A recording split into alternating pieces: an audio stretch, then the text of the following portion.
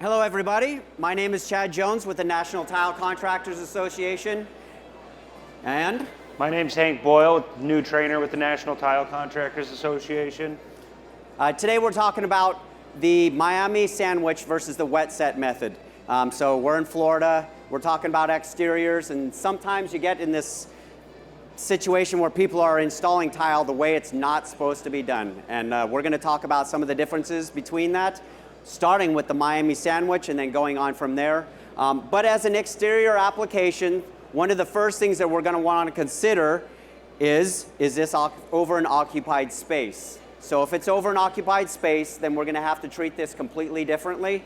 The primary membrane, the roofing membrane, would have to be installed by others. We don't want any part of that. That's not our job, right? So we're going to let somebody else take care of that. We don't want to have the issue and the responsibility of that. Another thing that we're going to do after that is we're going to check slope. If you want to check this, here's a level right there. So we want at least 1/4 of an inch of slope per foot. So in 4 feet here, we want at least 1 inch of slope and a maximum of 1/2 an inch per foot of slope. So what are we at? We're about 1.5 inches. 1.5 inches. Oh, wait, did I say that wrong then? No, 2 inches of maximum. So we're right in the middle between that 1 inch and that 2 inches of slope. So we've got 3/8 of an inch of slope per foot. If you can understand, obviously, we're trying to shed that water off. But we're going to treat this as a non-occupied space under this. This is a slab on grade, just pitching away from the wall. So one of the things that I want to talk about is this Miami sandwich. Now, I'm not so much familiar with this, but Hank is. So if you want to give us a little intro into the Miami sandwich. So in a lot of the country, there's a method called the Miami sandwich, and that's kind of, maybe, I'm not sure if that's how we've coined it, or they have different names for it, though. False mud set? But you find this a lot, false mud set. And you find this a lot in areas where there's a lot of slab on grade construction. And the issue is the subfloor isn't flat, but they want the tiles to be flat. And so they've adopted kind of parts from the original method where they're actually setting tiles, you know, with a kind of any material they find at the building store. Usually it's a stucco mix or maybe some type of sand topping mix, type N, type S. There's really no consistency to the mortar being used other than, you know, it costs less than self-leveler, and you know, it's available. But it's not tested to be properly used in this method, and there's a couple of different issues with the way that they do it. So you can get a pair of knee pads on if you want, or yep. So material just kind of slides right out from the back of the stage here. It's a magic helper, the invisible helper. Except not unlike the invisible helper that disappears exactly when you need him.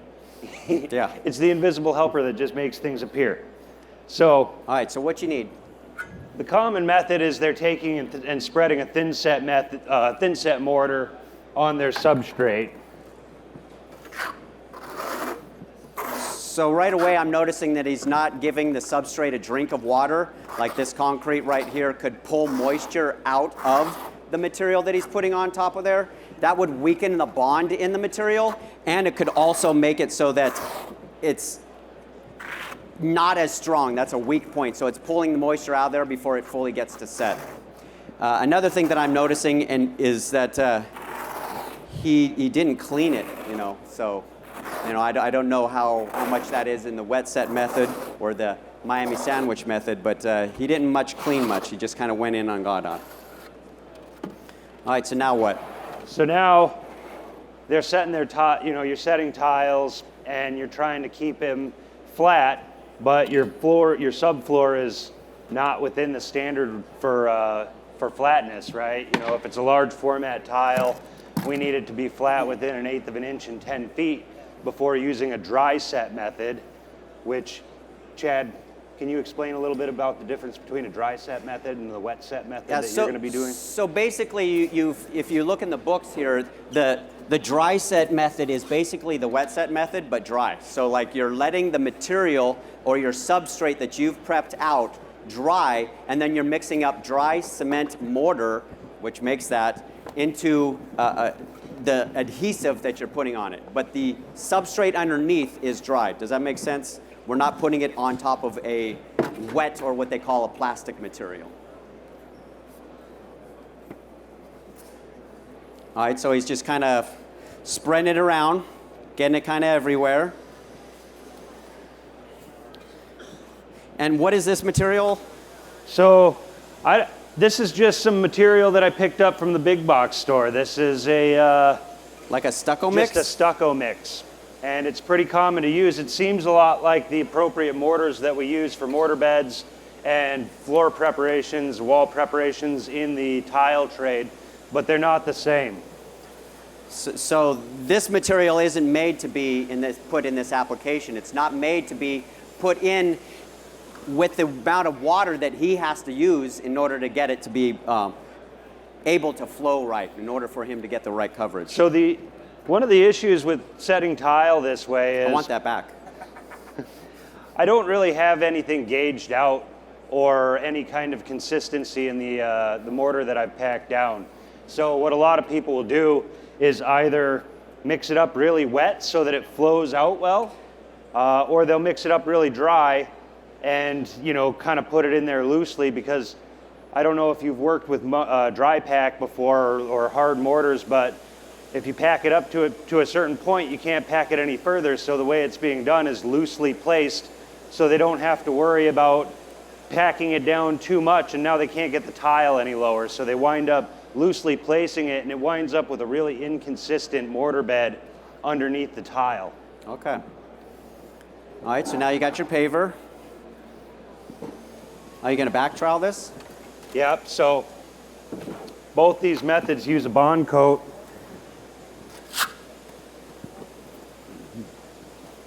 Because things like stucco material and dry pack mortar don't necessarily bond to tile or substrates, so we need a bond coat.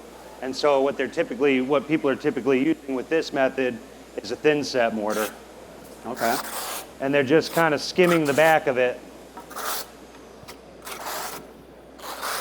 I like that he's keying in the material. That's a good thing. Of all what you've done so far, that's what I like. I was looking in a couple of these books earlier, and here we have our standards, we have our guidelines, and we have our best practices, and I don't see this method inside of any of it. You know, so this is what we, as our tile installers, use as our industry guidelines, methods, and standards. This is our Bible. These are our Bibles. These are what we install tile by. So, right. Is that it?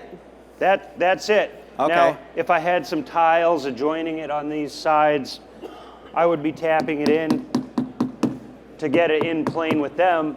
But the problem with that is, once you get it flat with the tiles that are adjoining it, you stop right there. Right? I'm going to throw a wrench in this right here. We didn't plan this, but can you flip that over and let me see what's going on underneath there? All right, so there's some, I don't know if you can see this, there's some spots right there where you've got no coverage. Do you know what the exterior coverage is necessary for this?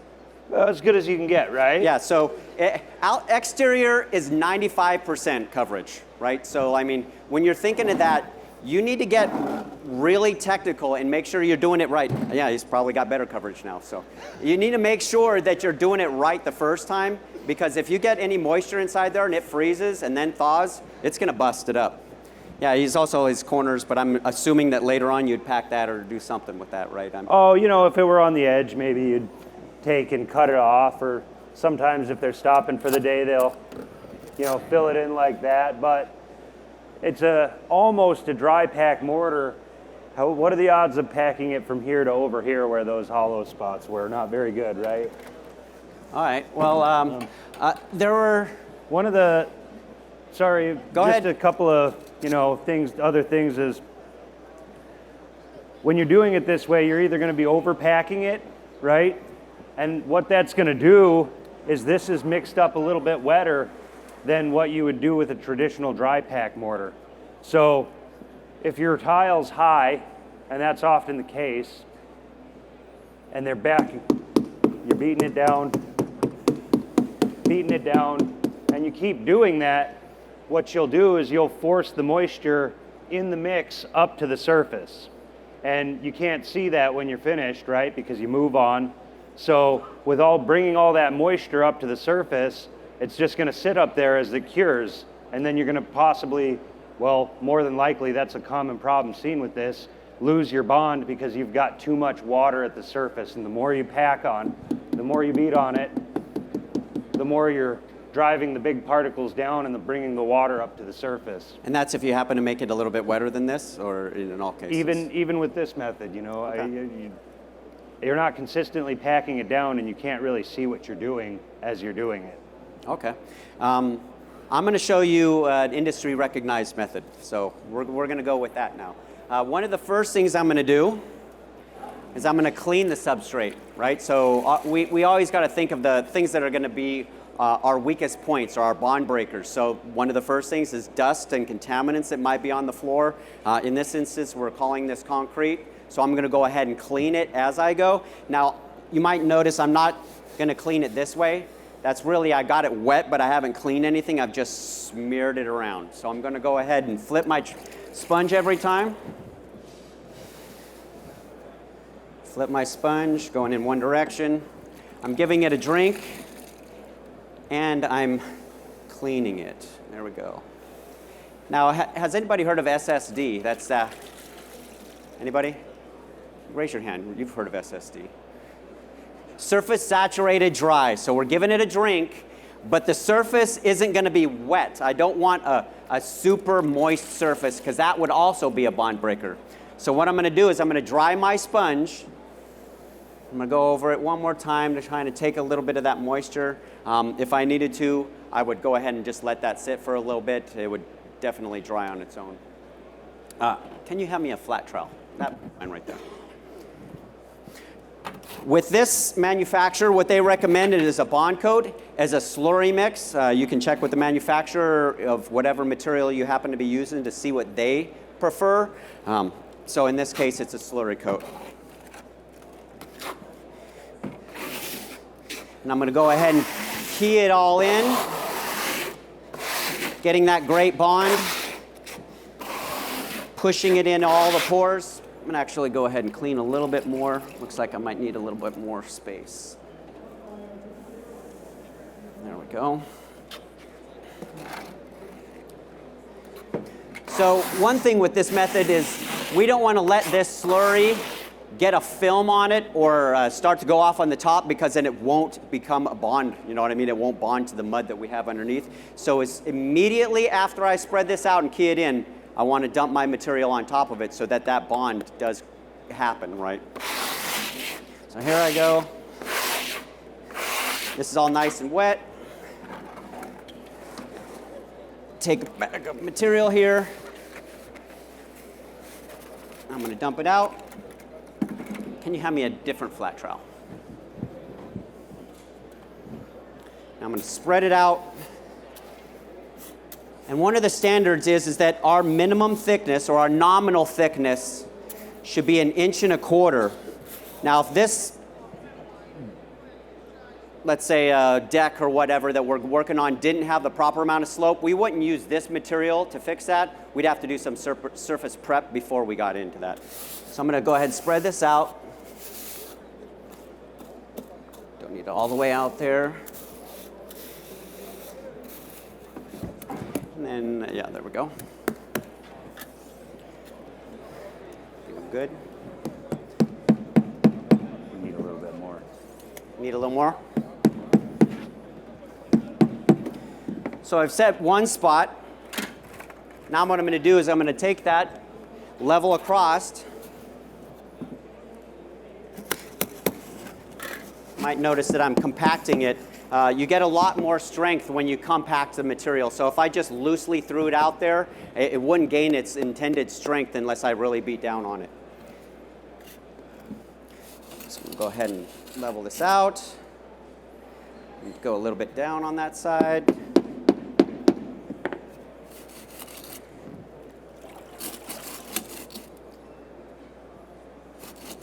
more.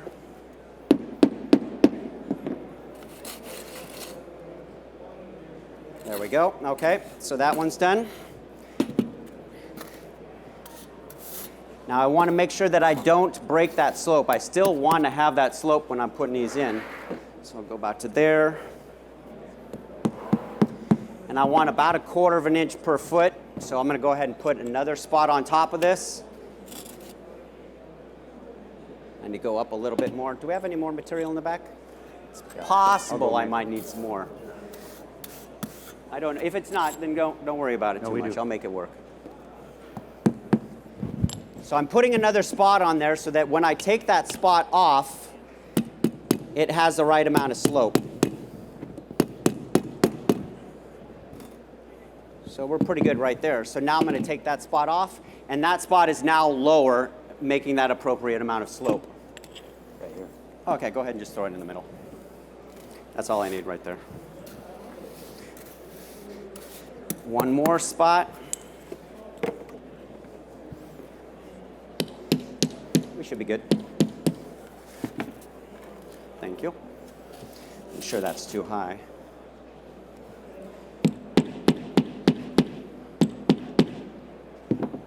So let's see. Maybe a little bit too low.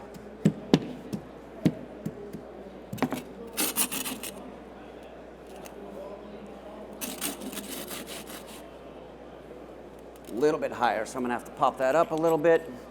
Now you might notice that my method takes a little bit longer than his method, but when you're installing tile, you gotta think of the long-term effect. I can install it incorrectly fast, or I can install it correctly a little bit slower,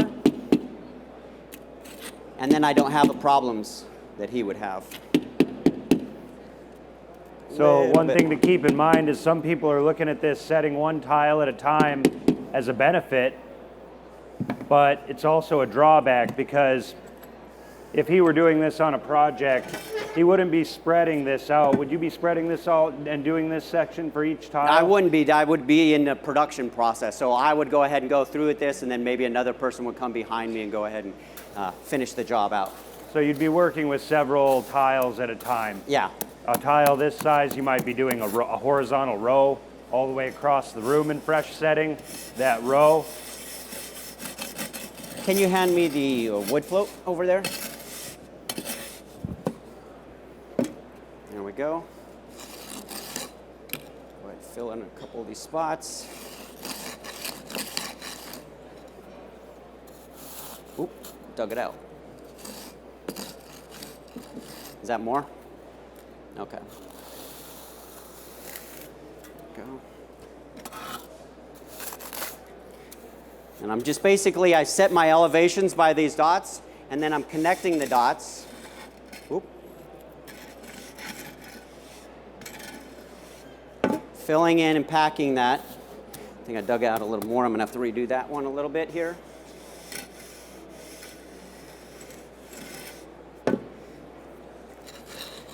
Get that all nice, compact.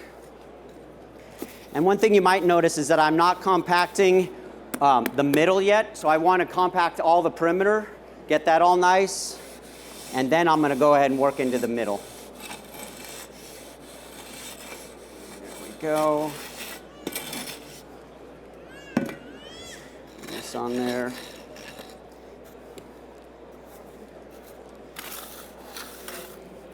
And then one more in the back. And then all these spots here, they're going to all need to come out. I don't want to leave those in. I want to pull those out and fill that space.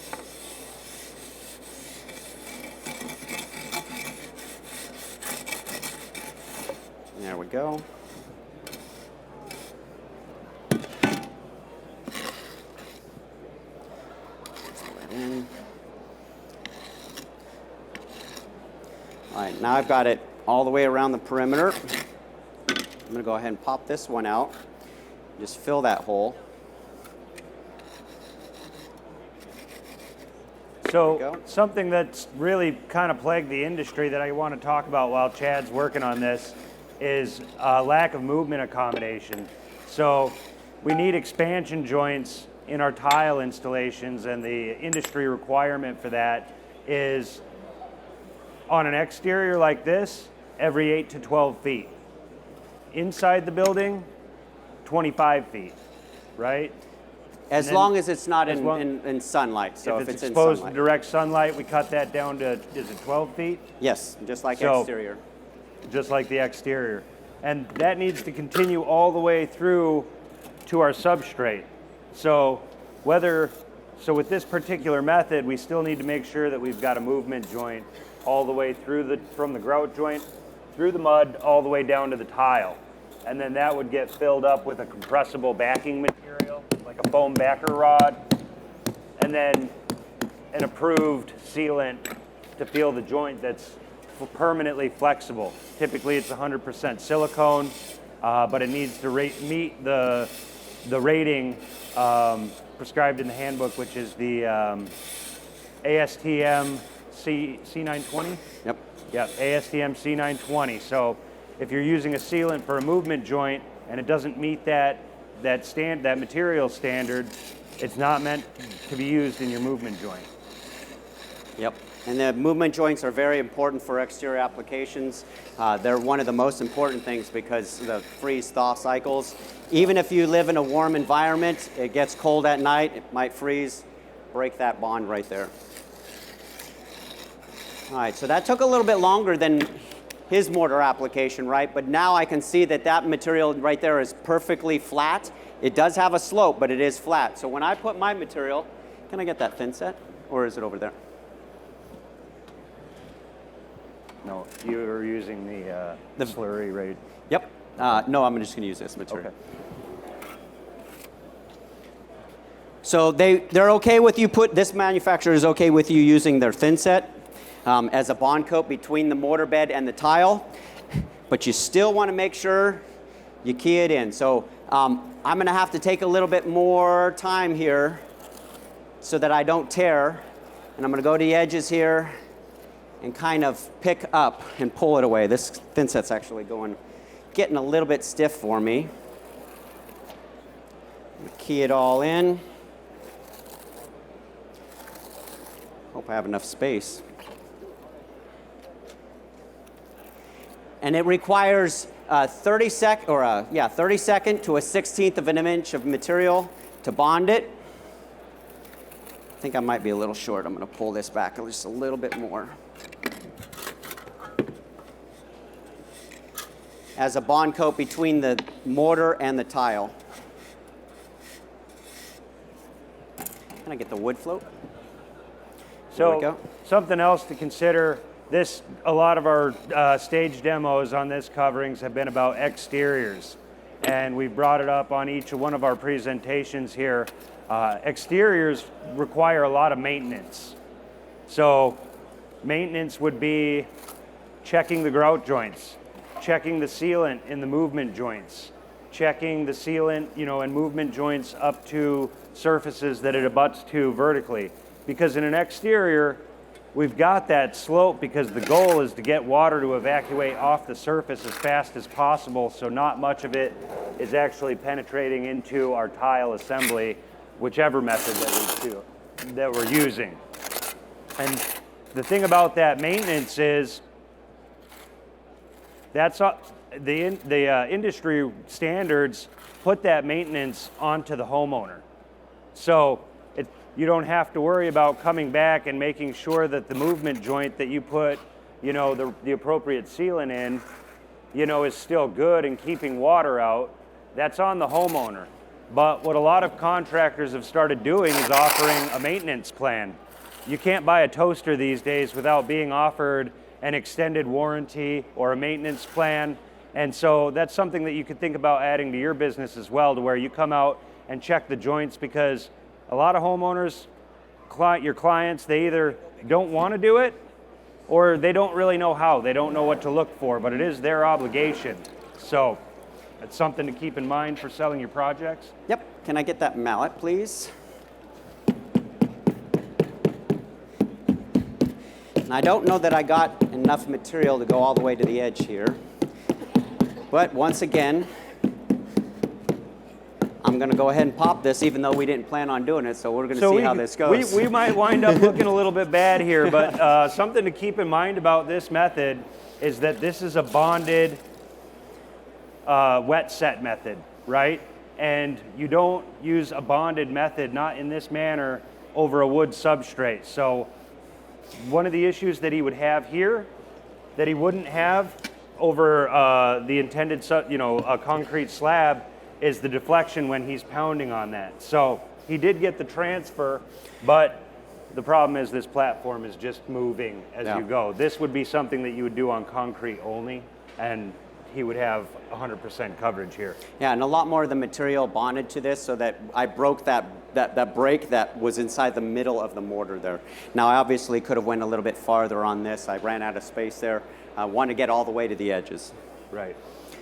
We already talked about expansion and the exterior and how that's very important. You want to always pay attention to exteriors. They're, like he said, a lot more prone to failures if they're not maintained properly. So you always have to maintain them properly. Some of the things that we're going to consider is that his method, I mean, I can probably get the job done sometimes or whatnot, but we as tall installers don't want to go back, so we want to do something that will be correct every single time. You know where 90 is, you know where true north is. If you decide to go off on that a little bit, you're taking that on yourself. You don't have the industry backing you up in that case. Is there any questions about any of these? I actually used the same mortar that he used, but I did use a slurry to adhere it, my mortar to the floor. Oh, you mean the middle mortar? So he actually used, what was that? That was a stucco mix. Stucco that we mix. Just picked up from the box store. I'm using a material from our manufacturer right here. If you can. Yeah. Oh, so. Yeah, stucco mix is not a recognized method. That has a lot of different materials in it that we don't recognize, and then a common ingredient in stucco mixes and the type N's, type S's that they're using is lime, and lime can cause and contribute to efflorescence, where you've got moisture in your substrate in the slab. If this were a slab on grade, you'd have moisture coming up from there, as well as moisture trying to evacuate that gets down through the tile, right? And that draws up those minerals to the surface, so that's an issue. The other thing would be thickness, right? It was designed to be applied, a quarter to maybe a half, or maybe a quarter of an inch thick in a couple of applications. It wasn't designed to go from maybe a quarter of an inch to an inch. Yeah. Because you're using it to set tiles and fix your substrate. It was designed to be put on the side of a house and painted. Yeah. So if you have any more questions, our booth is right over here. It's 3938 National Tile Contractors Association. If you don't have any questions, still come over. We've actually got some tools and some swag and some stuff kind of in the back. If you come over, we'd like to give it to you. No problem. So, all right. Actually, I'm going to go over one more thing. We have another workshop coming up. It's at 3:20, and it's called Moving On Up. So we're going to talk about surface preparation on the wall for an exterior application. So we'd love to see you guys there. All right, thank you.